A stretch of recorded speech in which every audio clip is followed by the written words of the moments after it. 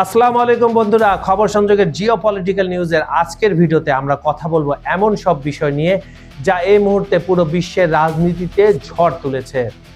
মহাসমুদ্রে ভাসছে আমেরিকার দম্ভ, বিশালাকার 10টি এয়ারক্রাফট ক্যারিয়ার, কিন্তু হঠাৎ রাডারে ধরা পড়ল চীনের 15টি অগ্নিপিণ্ড। মানে আগুনের গোলা মাত্র 20 মিনিট। হ্যাঁ, সময়টা ঠিকই শুনেছেন, মাত্র 20 মিনিট। মার্কিন প্রতিরক্ষা সচিব পিট হেগসেথ এক বিস্ফোরক স্বীকারোক্তিতে বিশ্বকে স্তম্ভিত করে দিয়েছেন। তিনি জানিয়েছেন, চীনের হাইপারসনিক মিসাইল প্রযুক্তি আজ এতটাই বিধ্বংসী হয়েছে যে যুদ্ধের প্রথম 20 মিনিটের মধ্যে আমেরিকার সবকটি প্রধান রণতলী সমুদ্রের তলদেশে পাঠিয়ে দিতে পারে।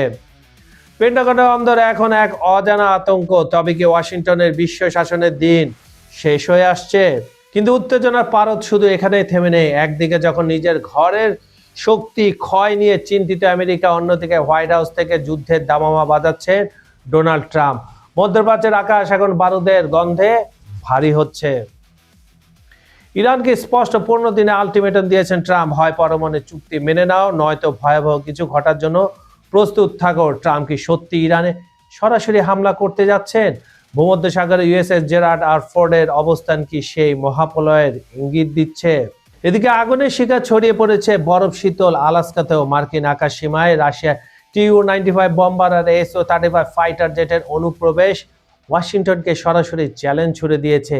আকাশপথে মার্কিন F-35 বনাম রুশ সুখের এই স্নায়ুযুদ্ধ কি তৃতীয় বিশ্বযুদ্ধেরই একটা মহড়া? আর ঠিক এই বিশৃঙ্খলের সুযোগ নিয়ে আমেরিকার পেছনে উঠোন ল্যাটিন আমেরিকায় নীরব আধিপত্য কেড়েছে কে? চীন। বন্ধ রেলপথ আর মেগা প্রজেক্টের জালে আমেরিকা আজ নিজের মহাদেশেই কোণঠাসা। একদিকে চীনের মিসাইল আতঙ্ক, অন্যদিকে ট্রাম্পের যুদ্ধদেহী মেজাজ আর রাশিয়ার উস্কানি, সব মিলিয়ে বিশ্বকে এক মহা প্রলয়ঙ্কারী যুদ্ধের দ্বারপ্রান্তে দাঁড়িয়ে। আজকের ভিডিওতে আমরা ভেতরের গোয়েন্দা তথ্যের মাধ্যমে বিশ্লেষণ করব কে হারবে আর কে জিতবে এই ক্ষমতার মহাযুদ্ধে।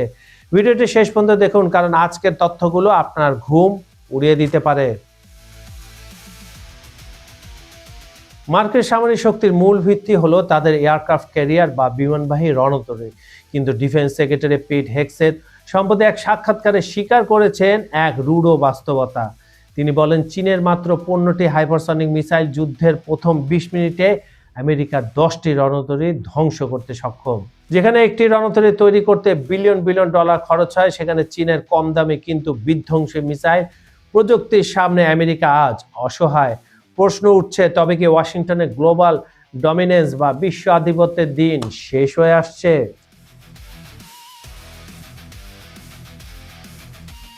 এদিকে মধ্যপ্রাচ্যে পরিস্থিতি একেবারে অগ্নিগর্ভ। মার্কিন প্রেসিডেন্ট ডোনাল্ড ট্রাম্প ইরানকে স্পষ্ট হুঁশিয়ারি দিয়েছেন, 10 দিন যা 15 দিনও করা হয়েছে, এর মধ্যে পরমাণু চুক্তিতে না আসলে ভয়াবহ কিছু ঘটবে। ট্রাম্প সরাসরি সামরিক হামলার কথা বিবেচনা করছেন। বিপরীতে ইরানের প্রেসিডেন্ট মাসুদ পেজেশকিয়ান একেবারে পরিষ্কার জানিয়ে দিয়েছেন, বিশ্ব শক্তিগুলো ঐক্যবদ্ধ হয়ে তাদের মাথা নত করাতে পারবে না। ইতিমধ্যে ট্রাম্পের নির্দেশে বিশ্বের সবচেয়ে শক্তিশালী যুদ্ধজাহাজ ইউএসএস জেরার্ড আর ফোর্ড ভূমধ্যসাগরে প্রবেশ করেছে। অন্যদিকে পারস্য উপসাগরে আগে থেকে মোতায়েন আছে ইউএসএস আব্রাহাম লিঙ্কন। ইরান কি পারবে ট্রাম্পের প্রচন্ড চাপের মুখে টিকে থাকতে, নাকি মধ্যপ্রাচ্যে শুরু হতে যাচ্ছে নতুন কোনো সংঘাত? কিন্তু ইরানের এই বিপদের দিনে পাশে এসে দাঁড়িয়েছে ভ্লাদিমির পুতিন ও শি জিনপিং। তারা তাদের অত্যাধুনিক স্যাটেলাইট ব্যবস্থা, ক্ষেপণাস্ত্র এবং জঙ্গি বিমান দিয়ে ইরানকে সহযোগিতা করছে। এবার আসি রাশিয়ার কথায়। রাশিয়ান বিমান বাহিনী একটি TU-95 বম্বার, যে ধরনের বিমান পারমাণবিক বোমা বহন করতে পারে, সাথে একটি SU-35 ফাইটার জেট নিয়ে আলাস্কার আকাশ সীমায় ঢুকে পড়ে। North American aerospace defence command NORAD তাৎক্ষণিকভাবে এই F-16 এবং একটি F-35 পাঠায় ইন্টারসেপ্ট করতে। সাথে ছিল KC-135 রিফুয়েলার। কিছুক্ষণ পর রাশিয়ান বিমানগুলো সেখান থেকে চলে যায়। কিন্তু প্রশ্ন হলো, এটা কেন করলো রাশিয়া? এটা কোনো দুর্ঘটনা না। রাশিয়া বহু বছর ধরে এই ধরনের মহড়া দিয়ে আসছে, কিন্তু আমেরিকা বলছে এই ঘটনা এখন ক্রমেই বেড়ে যাচ্ছে। আসলে রাশিয়ার কয়েকটি বার্তা দিচ্ছে। নাম্বার 1, আমরা এখনো আছি। ইউক্রেনে যতই ব্যস্ত থাকি, আমেরিকার মূল ভূখণ্ডে চাপ দেওয়ার ক্ষমতা আমাদের আছে। নাম্বার 2, ন্যাটো যদি ইউক্রেনকে আরো সামরিক সহায়তা দেয় তাহলে আমরা একদম উস্কানি আরো বাড়াবো। এই ঘটনাগুলো বিচ্ছিন্ন মনে হয়, কিন্তু আসলে একটা বড় ছবির অংশ। আমেরিকা এখন একই সময়ে 3 দিক থেকে চাপে রয়েছে: চীন প্রশান্ত মহাসাগরে, ইরান মধ্যপ্রাচ্যে এবং রাশিয়া উত্তরে, এবং এই 3টি দেশ পরস্পরের সাথে সম্পর্ক করছে। সবচেয়ে অবাক করা বিষয়টি ঘটছে আমেরিকার ঠিক নাকের ডগায়, ল্যাটিন আমেরিকা, যাকে এক সময় যুক্তরাষ্ট্রের ব্যাকইয়ার্ড বলা হতো। সেখানে এখন রাজত্ব করছে চীন। মেক্সিকো থেকে আর্জেন্টিনা, পুরো মহাদেশ জুড়ে চীন নির্মাণ করছে বন্দর, রেলপথ, বিমানবন্দর এবং সুড়ঙ্গ। বেল্ট অ্যান্ড রোড ইনিশিয়েটিভের মাধ্যমে চীন ল্যাটিন আমেরিকার দেশগুলোকে ঋণের জালে নয় বরং উন্নয়নের অংশীদারিত্বে বেঁধে ফেলছে। যখন আমেরিকা মধ্যপ্রাচ্য আর এশিয়া নিয়ে ব্যস্ত, চীন তখন নিঃশব্দে আমেরিকার প্রতিবেশী দেশগুলোতে নিজের আধিপত্য গেড়ে বসেছে। এটি কি আমেরিকার দীর্ঘমেয়াদী রাজনৈতিক পরাজয়ের শুরু? কমেন্টে জানান। এবার একটু থামুন, পুরো ছবিটা একসাথে দেখুন। একদিকে চীন তার হাইপারসনিক মিসাইল দিয়ে আমেরিকার সামুদ্রিক আধিপত্যকে চ্যালেঞ্জ করছে, অন্যদিকে সে একই চীন ল্যাটিন আমেরিকায় অবকাঠামো তৈরি করে অর্থনৈতিক প্রভাব বিস্তার করছে। রাশিয়া আলাস্কায় উস্কানি দিয়ে বুঝিয়ে দিচ্ছে আমরা দুর্বল হইনি। ইরান বলছে আমরা মাথা নত করব না। এই 4টি ঘটনা কি আলাদা? একেবারে না। এগুলো একটি নতুন বিশ্ব ব্যবস্থার জন্মের একটা ইঙ্গিত দিচ্ছে। যে বিশ্ব ব্যবস্থায় আমেরিকার একক আধিপত্য আর থাকবে না। চীন, রাশিয়া, ইরান এরা একটি অলিখিত জোট তৈরি করছে, শুধু সামরিক নয়, অর্থনৈতিক, কূটনৈতিক এবং তথ্যযুদ্ধেরও।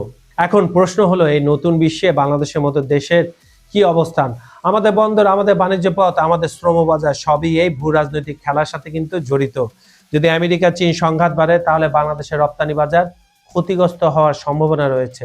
যদি মধ্যপ্রাচ্যে যুদ্ধ লাগে তেলের দাম বাড়বে, প্রবাসী আয় চাপ পড়বে।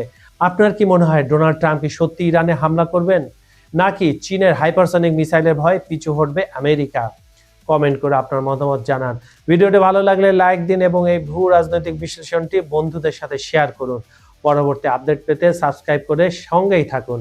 ধন্যবাদ জানাচ্ছি। আর বিজ্ঞাপন ও প্রমোশনের জন্য ডেসক্রিপশনে দেওয়া নাম্বারে যোগাযোগ করতে পারেন। খবর জঙ্গের জিওপলিটিক্যাল নিউজের অনুষ্ঠানটি আপনার পৃথিবীর কোন প্রান্ত থেকে দেখছেন কমেন্টে জানান। আমরা আপনার মতামত শুনতে চাই। আজ এই পর্যন্তই। আমি কাজল হায়দার বিদায় নিচ্ছি। দেখা হবে পরের ভিডিওতে নতুন কোনো ইস্যু নিয়ে। ভালো থাকুন, নিরাপদে থাকুন। আল্লাহ হাফেজ।